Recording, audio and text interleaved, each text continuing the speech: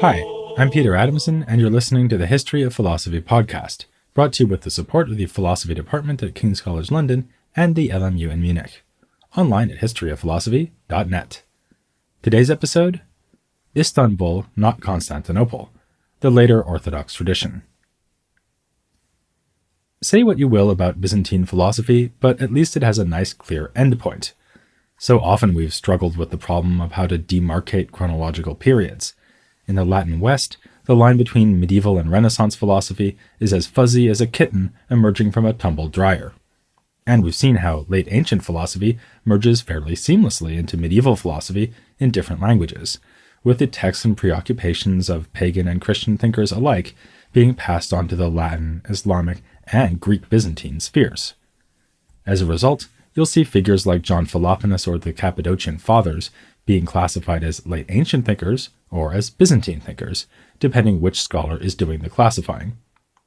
At the tail end, though, we can even name a specific day when the curtain fell on Byzantine philosophy, May 29th, 1453, when the Ottomans breached the walls of Constantinople and finally ended the Roman Empire. And yet, the Ottomans had no interest in exterminating Greek Orthodox Christianity, and their arrival did not make it wholly impossible for Greek speakers to engage in scholarship. If we think in terms of philosophy in Eastern Christian cultures, rather than restricting our attention only to Byzantium, we can actually see the fall of the capital as a beginning rather than an end. A new phase of Greek scholarship begins, in which Orthodox theologians and philosophers live under Islamic rule, much as their counterparts in the Syrian Church had been doing for centuries. Think not of Platon, who died just about the time that Byzantium ended, but of his enemy Scholarius. Once Constantinople got the works, he carried on his business with the Turks. It wasn't business as usual, of course. Instead of a Christian emperor, there was now an Ottoman sultan, Mehmet II, the Conqueror, who personally installed Scholarius as the first patriarch after the fall in 1454. The two apparently had a cordial relationship, being on good enough terms to engage in respectful debate over the differences between their two faiths. Continuing the tradition of apologetic writing we've explored in previous episodes, Scholarius even wrote a summary of the Orthodox faith for Mehmet, which was translated into Turkish. A member of Scholarius's circle, the historian Critobulus of Imbros, comments that the Sultan valued his patriarch's wisdom and virtue. Critobulus's historical chronicle also shows that the former Byzantines were quick to adapt to the new political situation. While still identifying strongly with the Greeks, he portrays Mehmet as a new Alexander the Great, taking inspiration from the ancient historians Thucydides and Arrian, as he describes the taking of the city and the first years of Ottoman rule. Another member of Scholarius's circle, by the name of Amerutzes, nicknamed the Philosopher, translated the works of Ptolemy into Arabic, a version still extant today in a manuscript that is held in Istanbul. So, the end of Byzantium wasn't the end of the world. This would have come as a surprise to many, including Scholarius himself, who thought the apocalypse was nigh as the Ottomans were closing in. Christians had been making this sort of prediction for a long, long time. Already early Latin church fathers had linked the prospective fall of Rome to the end times. For instance, Lactantius, who wrote that, "If the capital of the world does fall, then without doubt the end of mankind and of the whole world will come." After the rise of the new Rome and Islam, Christians kept confidently predicting that history would end, with either the fall of Constantinople and arrival of the Antichrist, or, as predicted in an influential apocalyptic text written in Syriac in the 7th century by Pseudo-Methodius, the final defeat of Islam at the hands of a Christian emperor. Eschatological expectations were especially high around the year 1000, a millennium after the birth and then crucifixion of Christ. When the world failed to end with either a bang or a whimper, the prophecies didn't go away, they just got more vague about the dating. History did stubbornly continue after 1453, and along with it the Christians' perception of their own situation, which was surprisingly similar before and after Ottoman conquest. Scholars had been complaining for some time about the parlous state of the Orthodox, with Demetrios Koudones writing in 1387 that the empire was only a faded image of itself, and as we saw in episode 324, he lamented that the Latin scholastics had become the intellectual superiors of the Greeks. Unsurprisingly, this sort of bleak self-assessment continued under the Ottomans. A letter written in 1575 remarked that since losing the empire, the Orthodox had lost wisdom too, and that having been forced to associate with the barbarian Turks, the Greeks had themselves become barbaric. I take this quote from a remarkable book written by the German historian Gerhard Podskalski called Griechische Theologie in der Zeit der Türkenherrschaft. It is packed with information about dozens of scholars who worked between the time of Scholarius and the early 19th century, which is when Greece achieved independence from the Ottoman Empire. Though Podskalski's focus is on theology and not philosophy, he makes clear that philosophical texts were still being read across the Orthodox world throughout the centuries of Ottoman rule. Schools and monasteries provided centers of learning in many places, most prominently Constantinople and Mount Athos. Many scholars also trained in the Latin West, especially in Italy, where there was an especially large Greek-speaking community in Venice. Because of this constant interaction with the West, an abiding concern of Orthodox theologians remained the question of church unity.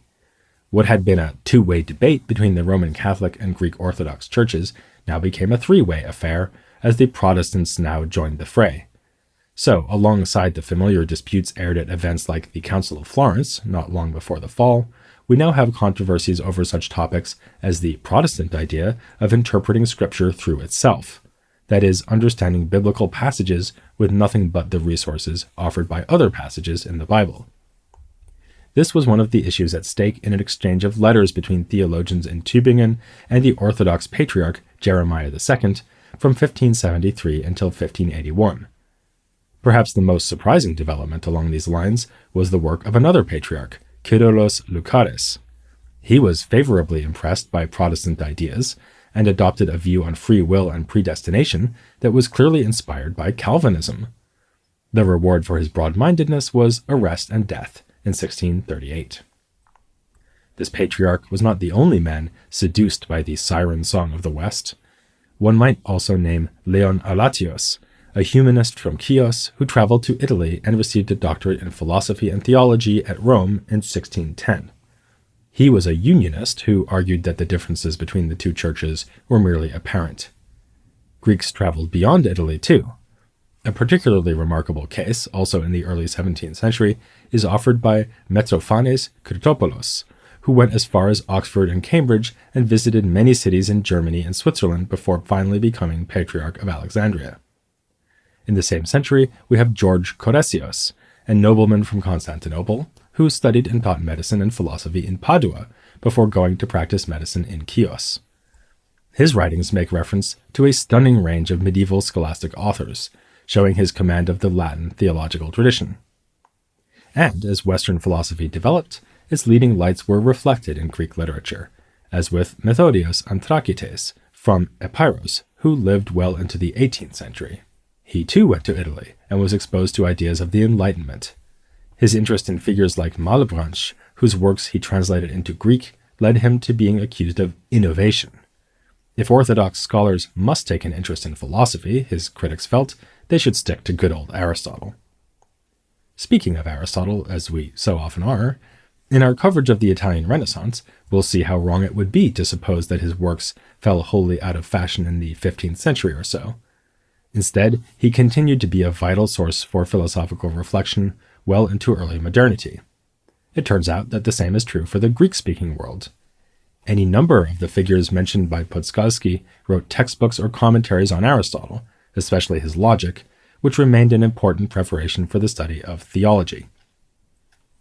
Particularly notable for their engagement with the Hellenic philosophical legacy are Theophilos Korydelios and Athanasius Rhetor, who died in 1646 and 1663, respectively.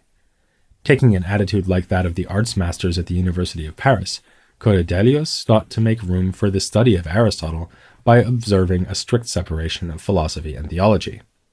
His commentaries on Aristotle would become the standard works for philosophical education down to the end of the 18th century. His contemporary Athanasius had broader and more Platonist tastes. While he too commented on Aristotle, he also produced an introductory work for Plato's Sophist, and a commentary on Plato's Parmenides, which draws extensively on Proclus. Here, we glimpse the possible afterlife of the Platonist enthusiasms of men like Psellos, Patrizii, and Platon. Athanasius went so far as to name a flagrantly pagan Neoplatonist, the great Iamblichus, as his greatest inspiration.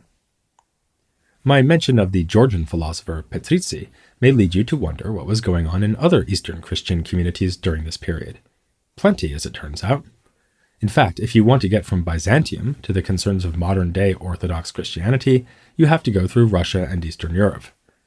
At the center of this story is hesychasm, the often mystical movement of monastic prayerfulness that found its greatest exponent in Gregory Palamas.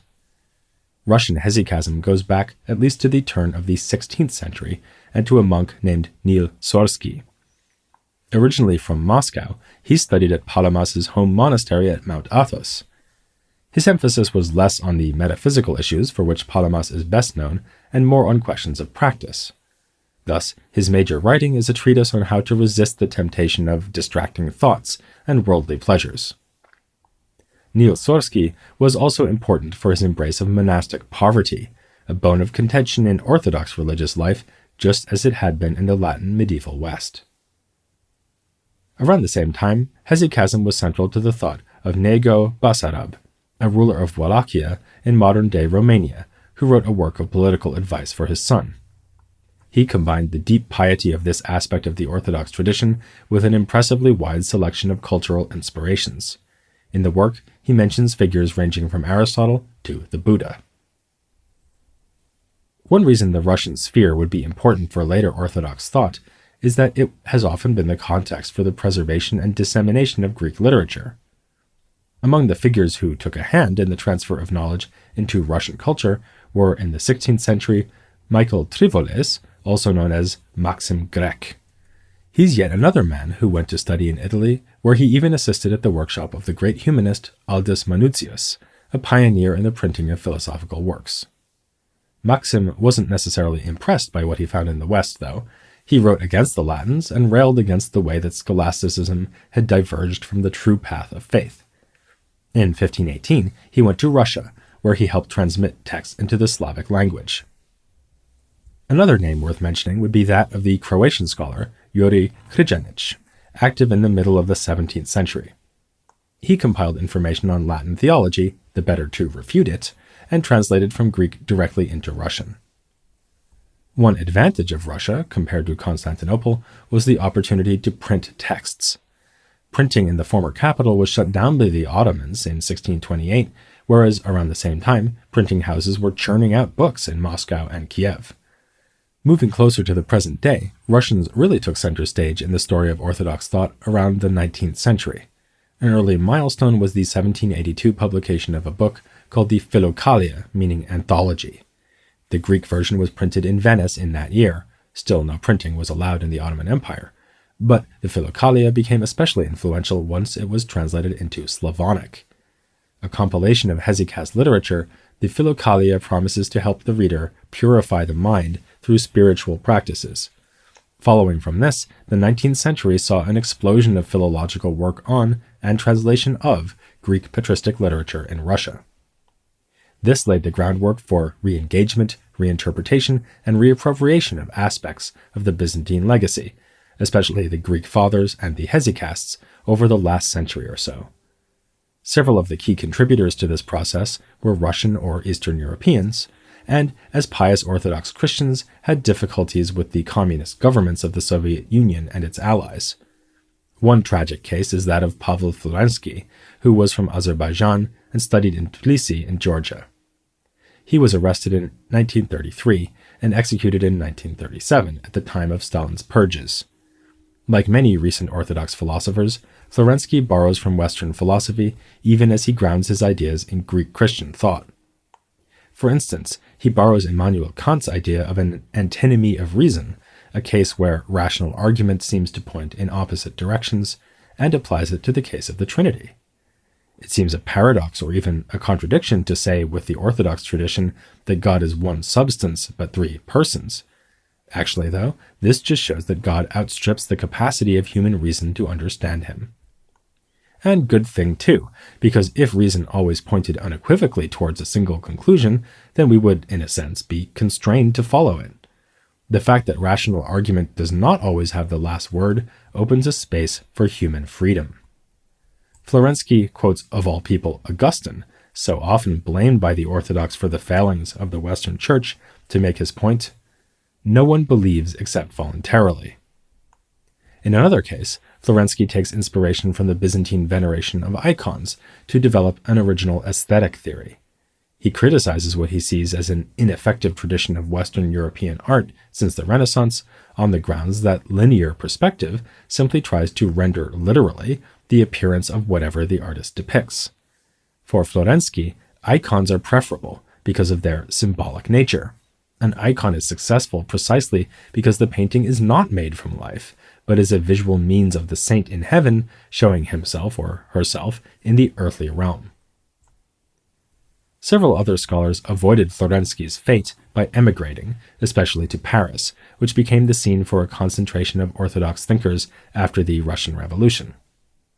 These included scholars who were inspired in part by Western medieval texts, like Mirailo Borodin, who was an expert on medieval French romances, and Vladimir Lossky, who published on Meister Eckhart. Lossky's Mystical Theology of the Eastern Church, published in 1944, is a classic of 20th century Orthodox philosophy. It takes as its central theme the apophatic current that comes down to Lossky from the Pseudo-Dionysius and other Greek fathers, the conviction that God is ineffable and ungraspable for the human mind. Not unlike Florensky, arguing that the antinomies of reason open a space for freedom in human belief, Lossky wrote that apophaticism, so far from being a limitation, enables us to transcend all concepts, every sphere of philosophical speculation. He also connected apophaticism to existentialism. By escaping from an abstract and intellectual approach to God, the apophatic attitude allows the believer to be open to a direct intuition of God as a person rather than an idea. That critique of intellectualism in philosophical theology is not atypical of modern Orthodox philosophy. Another Russian émigré who found refuge in Paris, George Florovsky, not to be confused with the aforementioned Pavel Florensky, was critical of the way that Orthodox thought since the fall of Constantinople had so often been influenced by Western ideas. Calling this a pseudomorphosis and a Babylonian captivity, Florovsky too emphasized the importance of approaching God as a person rather than through the sort of arid concepts devised in Latin scholasticism. He was obviously not undertaking a merely philological or antiquarian engagement with the Byzantine tradition. As Florovsky himself put it, one must be steeped in the inspiration of the patristic flame and not simply be a gardener pottering around amongst ancient texts. Which brings us to our final stop on this whirlwind tour of the later Orthodox tradition, Christos Yanaras, who was born in 1935 and has been a prominent public intellectual over the recent decades in Greece. Though Yanaras too is critical of the Western tradition, he is not entirely averse to engagement with its texts. In fact, one of the main touchstones for his own philosophy has been Martin Heidegger, a 20th century German philosopher whose ideas I am not going to try to summarize in brief just now, but I will mention that Heidegger was critical of a tradition of what he called ontotheology in European thought, which makes God one being among others, rather than the source of all being. Picking up on this idea, Yanaras agrees that if we think of God as just a particularly outstanding, maximal, or perfect being, we approach him in the wrong way. Instead, as Lossky had suggested, we should adopt an apophatic theology in recognition of the limits of our own reasoning. This is part of what it means to approach God as a person. Trying to grasp God with philosophical concepts is fruitless, so that, as Yanaras observed, within a Western context, Nietzsche had been right to claim that God was dead. But if we think of God as a person, he remains alive for us. For persons, in their irreducible particularity, cannot be captured by abstract notions. Here we come back to hesychasm and the ideas of Palamas, especially his pivotal distinction between essence and activity. Just as we know God only through his outward activities, so we can know any person only through his or her activities, not in his or her essence. This means that our relationships with other people are inevitably just that, relational. As Yanaras put it, the person is known as existential otherness through the rational otherness of the relations it constitutes. Yanaras thus takes love or eros as the model of interaction between human or human and God, rather than taking something like intellectual understanding as his model. For him, this has far-reaching consequences in ethics and politics. He thinks that the West is trapped within a political framework built around the idea of individuals, which are just iterations of a type, namely human nature. You and I are just two examples of humans, and our political status, for instance our claim to certain rights, is based on nothing more than being members of that class. Yanaras finds in the Eastern Orthodox tradition, and especially its idea of the Trinitarian persons, resources for an alternative grounding of political life. By thinking of one another as persons rather than individuals, we see each other not as iterations, but as inevitably other and unknowable, yet approachable through freely performed activities. Through these activities, we should forge relations with one another, relations that constitute a community. With Yanaras, we have brought this story to the present day, admittedly a story told with many gaps for a change. He represents at least one aspect of Greek philosophy as it is today, and it's remarkable that, unlike many European philosophers, he takes his inspiration from texts written in the medieval period. I see a parallel here, one I already suggested at the end of the last episode.